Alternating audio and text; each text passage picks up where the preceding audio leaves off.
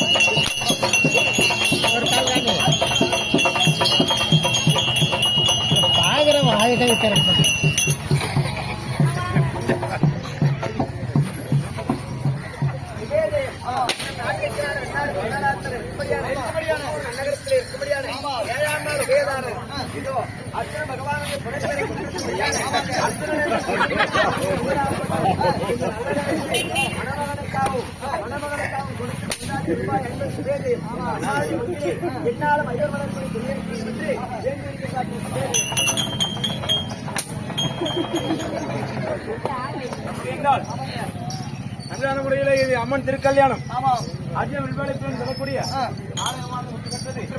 பின்னரும் நடத்தக்கூடிய நாடகம் சுபத்திர திருக்கல்யாணம்.